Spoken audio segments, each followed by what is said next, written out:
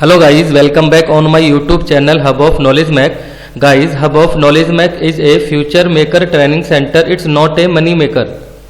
Guys, during this session I will explain you how to make radar chart in Excel sheet for multi variables. दोस्तों, radar chart को audit का score represent करने के लिए कैसे बनाते हैं, इसे प्रैक्टिकल एग्जांपल के थ्रू समझने के लिए हम यहाँ मेस ऑडिट स्कोर शीट का यूज़ करेंगे. So friends, let we continue this video till end. तो दोस्तों, सबसे पहले मैं आपको रडार चार्ट को समझा देता हूँ. रडार चार्ट किसे कहते हैं और इसको किस नाम से जाना जाता है. Radar chart, it is a graphical method of display two or more variable data in a single chart with different quantitative axes starting from same common point of axis. This chart is used to represent the comparison of multi-variables on different axes emerging at common point of axis. This chart is known as spider chart or polar chart. दोस्तों, radar chart जो है multi variable data को represent करने के लिए काम आता है डिफरेंट एक्सिस में, जो कि सभी एक्सिस से कॉमन पॉइंट से स्टार्ट होती हैं. उसको इस चार्ट को हम स्पाइडर चार्ट और पोलर चार्ट भी बोलते हैं. जैसे कि मैंने आपको बताया था, रडार चार्ट को एक्सेल सीट में बनाने के लिए हम यहाँ मेस ऑडिट स्कोर सीट का यूज़ करेंगे. तो फ्रेंड, ये जो है मेस ऑडिट स्कोर सीट है. यहाँ पर 49 मार्क्स आए हैं आउट ऑफ 124. तो टोटल आउट स्कोर है हमारा 40%. इसको रडार चार्ट में कुछ इस तरीके से रिप्रेजेंट करेंगे. तो चलिए इसे कैसे बनाते हैं अब हम स्टार्ट करते हैं. दोस्तों, यदि आप अच्छी जॉब ना मिलने के कारण या सर्विस में अच्छा इंक्रीमेंट ना मिलने के कारण करियर में पिछड़ रहे हैं, या फिर दोस्तों आप डिग्री डिप्लोमा करने के बाद किसी कारण बस जॉब नहीं कर पाए हैं, तो आप हमारा training centre hub of knowledge Mac join करें. हमारे यहाँ से इंडस्ट्रियल डॉक्यूमेंटेशन का कोर्स करने के बाद आप अपने करियर में ग्रोथ कर सकते हैं और अपने करियर को रीस्टार्ट कर सकते हैं. हमारे यहाँ से ट्रेनिंग लेने के बाद कैंडिडेट का आईक्यू लेवल इंक्रीज हो जाता है और कॉन्फिडेंस बिल्डअप हो जाता है, क्योंकि सभी ट्रेनिंग प्रैक्टिकल व थ्योरेटिकल पढ़ाई जाती हैं और साथ में इंटरव्यू की प्रिपरेशन भी करवाई जाती है. The main objective of hub of knowledge Mac training centre providing training, placement and development of career. दोस्तों, रडार चार्ट को बनाने के लिए मेस ऑडिट स्कोर सीट का यूज़ करेंगे. इस रडार चार्ट को बनाने से पहले एक टेबल क्रिएट करना पड़ेगा. इस टेबल में फर्स्ट कॉलम में serial number and second column में क्लॉजेस, यानी हमको क्लॉजेस के नेम लिखने हैं, एंड थर्ड कॉलम में परसेंटेज ऑफ मार्क्स मेंशन करने हैं, एंड नेक्स्ट फोर्थ कॉलम में मार्क्स अचीवमेंट, यानी कितना मार्क्स हमने अचीव किया, एंड यहाँ पे नेक्स्ट कॉलम में स्कोरिंग क्राइटेरिया, जो कि 0, 1 एंड 2 का 2 मार्क्स के ऊपर बेस्ड है. तो चलिए दोस्तों, क्लॉजेस के नेम लिखते हैं. जैसे कि हमने यहाँ पे क्लॉजेस के नेम लिख दिए हैं पहले से ही. जैसे आपको पता है, मेस ऑडिट में 19 क्लॉजेस होते हैं. फर्स्ट क्लॉज है प्रोडक्शन प्रिपरेशन, एंड सेकंड है regulation for initial production control and changing management. अब साथ में इनको हम देखते हैं कि ये जो जितने भी क्लॉजेज मैंने यहाँ लिखे हैं 19 क्लॉजेज, ये एक क्लॉज कितने मार्क्स का है और कितने मार्क्स वो लेके आया है सप्लायर. तो जैसे प्रोडक्शन प्रिपरेशन कितने मार्क्स का है, टोटल 8 नंबर का है. तो ये 8 नंबर का है. तो इसको मैं जो अलग से एक इसको हाईलाइट कर देते हैं. हाईलाइट करने के लिए मैंने इसको जो है येलो कर दिया, एंड अचीव्ड मार्क्स को ग्रीन कर देते हैं. अब प्रोडक्शन प्रिपरेशन कितने मार्क्स का है, 8 मार्क्स का. कितने मार्क्स लेके आया है, 2 मार्क्स लेके आया है वो. ऐसे ही regulation for initial production control, ये 6 नंबर का है, 2 नंबर लेके आया है. एंड चेंज मैनेजमेंट 10 नंबर का है, जिसमें से वो 1 नंबर लेके आया है. स्टैंडर्ड मैनेजमेंट 4 नंबर का है, वो 0 नंबर लेके आया है एक supplier. Education and training 6 number का है, out of 6 he achieved 1 mark. And quality audit process verification, ये भी 6 नंबर का है, जिसमें से 3 नंबर्स लेके आया है वो. एंड 7वां क्लॉज है सप्लायर कंट्रोल, ये 2 मार्क्स का है, जिसमें से 1 मार्क अचीव किया है. एंड हैंडलिंग एबनॉर्मेलिटी 12 मार्क्स का है, जिसमें से 5 मार्क्स वो लेके आया है. इसी तरीके से 19 क्लॉजेज में हम उसका अचीव स्कोर देख लेंगे। तो 19 लास्ट क्लॉज क्या है, लीगल कंप्लायंस एंड एनवायरनमेंट, जो कि 6 नंबर का है। 6 नंबर में से 4 नंबर अचीव हुए हैं। टोटल मार्क्स कितना हो गया 49 एंड आउट ऑफ 130।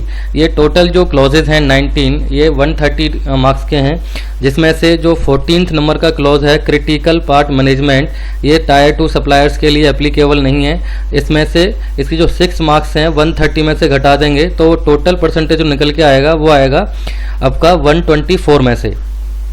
तो दोस्तों इसके ऊपर अगर हम रडार चार्ट बनाएंगे तो रडार चार्ट किस तरीके से निकल के आएगा वो हम देख लेते हैं। ये मेस ऑडिट का रडार चार्ट है। ये रडार चार्ट इस टेबल का यूज़ करके इस तरीके से निकल के आएगा। तो दोस्तों इस चार्ट को कैसे बनाते हैं और कैसे रीड करते हैं ये मैं आपको बनाना सिखाऊंगा। तो चलिए इसको प्रैक्टिकली बनाते हैं। यहाँ हमें क्या करना पड़ेगा, हमें फार्मूला लगाना पड़ेगा कि प्रोडक्शन प्रिपरेशन में उसने कितना % मार्क्स अचीव किया। तो इसको कैलकुलेट करने के लिए फार्मूला लगाएंगे इफ ब्रैकेट स्टार्ट फिर सेकंड ब्रैकेट। आपको पता ही है परसेंटेज का फार्मूला कैसे लगेगा, यानी ये आपका डी कॉलम है, प्रोडक्शन प्रिपरेशन D4 में आ रहा है, देन D4 डिवाइड बाय ये आपका टोटल मार्क्स है F यानी F4 इनटू में 100। अब हमको इधर इसको ब्रैकेट को कर देंगे बंद, देन लेस देन 0। अगर ये 0 है तो 0 ही आना चाहिए, अगर ये 0 नहीं है तो हमको सेम वही रिजल्ट मिलना चाहिए जो हमने अभी कैलकुलेट किया है, D4 divide by F4 into में 100, ब्रैकेट बंद एंड एंटर। तो ये हमने कैलकुलेट किया। इस फार्मूले को आप यहाँ से भी देख सकते हो, फार्मूला बार से ये दे रखा है if bracket start then again bracket start D4 divide by F4 into में 100 ब्रैकेट बंद लेस देन 0। अगर ये 0 है तो 0 ही अचीव कर ले, यहाँ पे आ जाएगा। अगर 0 नहीं है तो हम जो कैलकुलेशन जो निकल के आएगी D4 डिवाइड बाय F4 की, तो वो परसेंटेज लेके आ जाएगा। तो इसको दोस्तों अब क्या करेंगे, अब हम इसे ड्रैग कर देंगे तो इस सब का जो है साइमल्टेनियसली परसेंटेज कैलकुलेशन कर लेगा। इस तरीके से सभी क्लॉजेस की परसेंटेज कैलकुलेशन हो गई। अब जैसे आपको मैंने बताया था स्कोरिंग क्राइटेरिया ये क्या होता है 0, 1, 2। ये जैसे यहाँ लिखा रखा है प्रोडक्शन प्रिपरेशन में 0 के नीचे 2 नंबर है एंड 1 के नीचे 2 लिखा हुआ है, 2 के नीचे 0 लिखा हुआ है। मीन्स प्रोडक्शन प्रिपरेशन में अगर आप एक्सेल सीट में देखोगे तो इसमें 4 रिक्वायरमेंट दे रखी हैं, जैसे यहाँ दे रखी हैं देखो, first requirement, second, third and fourth. अब इस रिक्वायरमेंट में कितनी बार वो 0 नंबर लेके आया है, 1 time, second time, and 1 number कितनी बार लेके आया है, 1 टाइम एंड सेकंड टाइम। तो यहाँ से हमने इसको कॉपी किया है। 0 वो 2 रिक्वायरमेंट में लेके आया है, 1 नंबर जो लेके आया है वो 2 रिक्वायरमेंट में लेके आया है, 2 नंबर वो किसी भी रिक्वायरमेंट में लेके नहीं आया। यानी जिस रिक्वायरमेंट में 0 नंबर लेके आया है वो कम्प्लीटली गैप है। वहाँ ऑडिटर ने जो भी उससे पूछा वो सप्लायर उसको दिखाने में क्या रहा, अनेबल रहा, या उसने कुछ उसको दिखाया नहीं, तो उसने वहाँ पे 0 नंबर दे दिया। अगर पार्सली इम्प्लीमेंटेड कुछ डाटा दिखाया है तो उसने उधर 2 रिक्वायरमेंट में 1-1 नंबर दिया है। इसी तरीके से regulation for initial production control में क्या 0 के नीचे 1 लिखा हुआ है, यानी 1 रिक्वायरमेंट में वो 0 नंबर लेके आया है एंड 2 रिक्वायरमेंट में वो 1 नंबर लेके आया है। तो ये रिक्वायरमेंट जो है इसको भी हम कलर कोडिंग कर देते हैं। अब ऐसे वो लिखा हुआ है 2 के नीचे 0 लिखा हुआ है, यानी वो 2 जो किसी भी रिक्वायरमेंट में 2 नंबर लेके नहीं आया। ऐसे ही हम देखते हैं जो सबसे क्रिटिकल क्लॉज है चेंज मैनेजमेंट। चेंज मैनेजमेंट हमारा 10 नंबर का है और कितने नंबर लेके आया है, 1 नंबर। यानी जो 4 रिक्वायरमेंट में वो 0 नंबर लेके आया है, 1 रिक्वायरमेंट में 1 नंबर लेके आया है। जिस पार्सली इम्प्लीमेंटेड होगी तो उसने उसको डिस्प्ले कर दिया ऑडिटर को, एंड 2 नंबर वो किसी भी रिक्वायरमेंट में लेके नहीं आया है। तो दोस्तों इसी तरीके से सभी क्लॉजेस की जो रिक्वायरमेंट हैं वहाँ पे कितने कितने मार्क्स आए हैं ये यहाँ पे हमने एक टेबल के थ्रू रिप्रेजेंट कर दिया। अब जो है चार्ट बनाते हैं। चार्ट बनाने के लिए हमको क्या करना पड़ेगा, इनको क्लॉजेस को एंड परसेंटेज मार्क्स अचीवमेंट को सिलेक्ट करना पड़ेगा। सिलेक्ट कर लिया। सिलेक्ट करने के बाद हम क्या करेंगे, इंसर्ट में जाएंगे। इंसर्ट में जाने के बाद अदर चार्ट्स में जाएंगे। अदर चार्ट में जाने के बाद आपका पहला वाला जो है यूज कर लेंगे।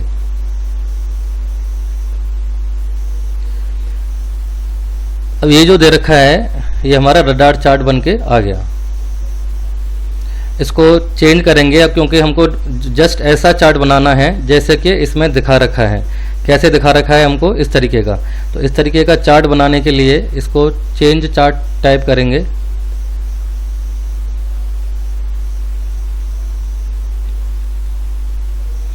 चेंज चार्ट टाइप में आपको दोबारा से अदर इसको करना जाना है एंड इस तरीके से इसको कर देना है। और ये जो इसका जो कलर है, ये इधर जो कलर इधर आ रहा है ब्लू कलर का आ रहा है। अब हम क्या करेंगे, फॉर्मेट में जाके इसको येलो कलर दे देंगे। तो वैसे ही बन के तैयार हो गया जैसे हमारा मेस ऑडिटर ने उस ग्राफ को बना रखा है। इसको एडजस्ट कर देंगे। इस तरीके एडजस्ट होने के बाद हमारा ये रडार चार्ट बन के तैयार हो गया।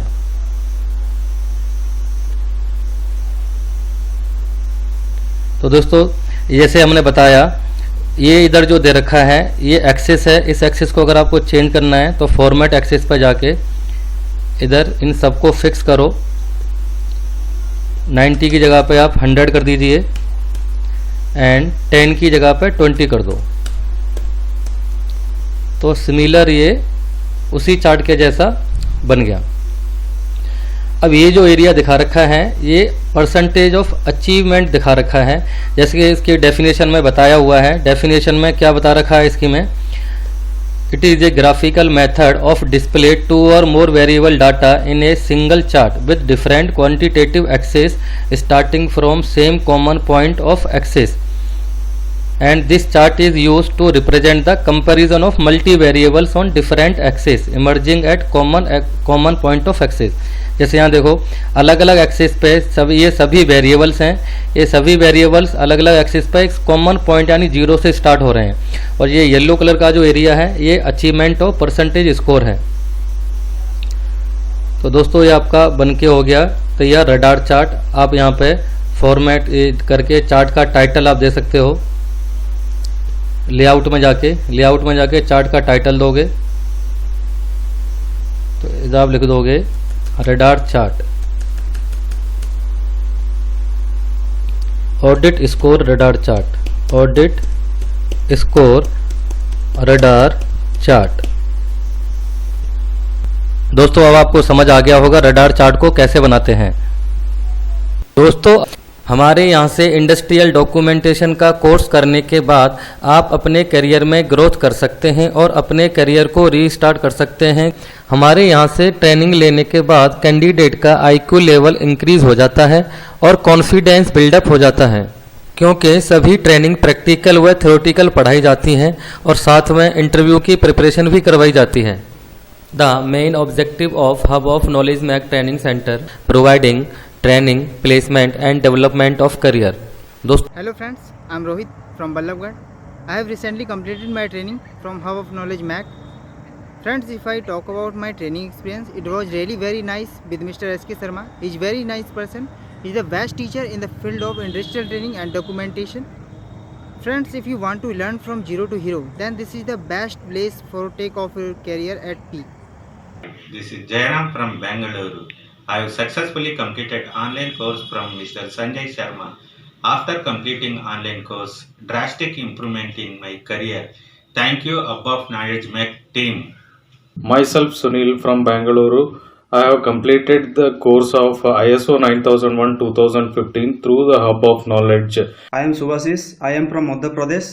I have done online training course. It's very useful. Hi, my name is Ashutosh Rai from Faridabad. I have completed my online training course. It's really a future maker training center. My name is Swapnil from Pune. I have completed my online training course. No doubt, this is a future making training center. Hi, my name is Manish from Bahadurgarh. I am doing online documentation training course under the guidance of Mr. S.K. Sharma sir. And I am Uben Singh Yadav from Ballabgarh. I have completed my online training